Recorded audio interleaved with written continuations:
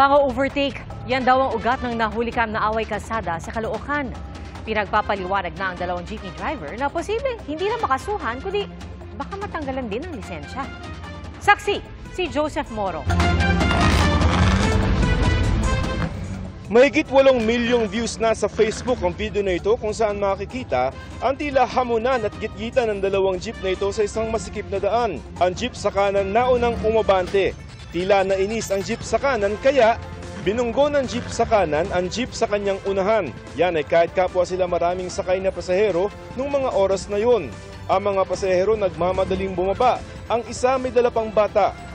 At kahit nakabante na ang jeep sa harapan niya ay hinabol pa ito ng nasa likod niya. Matanggal ang lisensya! Hinayaan niya itong umabante ulit at umisa pa.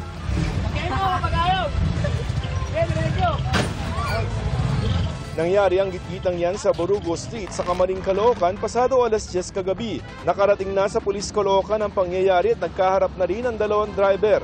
Batay sa investigasyon, nagkadikit ang dalawang jeep sa makipot na bahagi ng Borugo Street dahil may truck sa gilid ito. Nang pwede nang umabante, Pilit na unahan ito, mag-overtake itong si Vehicle 2 na nangyari, nasagi niya yung likuran at nabasag yung ilaw sa harapan. 4 na beses pa raw na binunggo ng jeep sa kaliwa ang jeep sa kanan. Dagdag pa ng pulisya, hindi na raw kita sa video pero na makabante na ang dalawa. Gumanti raw ang jeep sa kanan at binangga rin ang jeep sa kaliwa. Pagdating po doon sa parting gas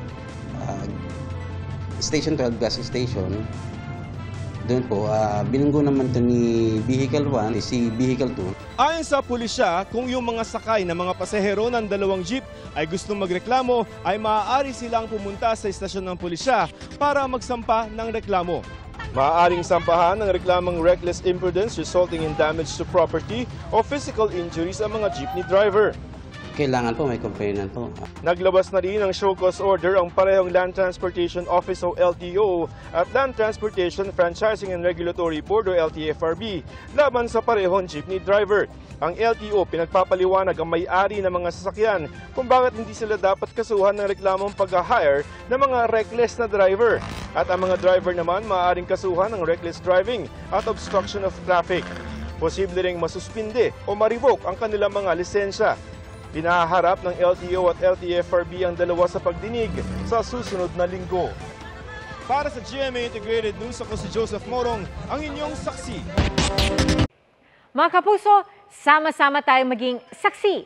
Mag-subscribe sa GMA Integrated News sa YouTube at para sa mga kapuso abroad, samahan niyo kami sa GMA Pinoy TV at sa www.gmanews.tv.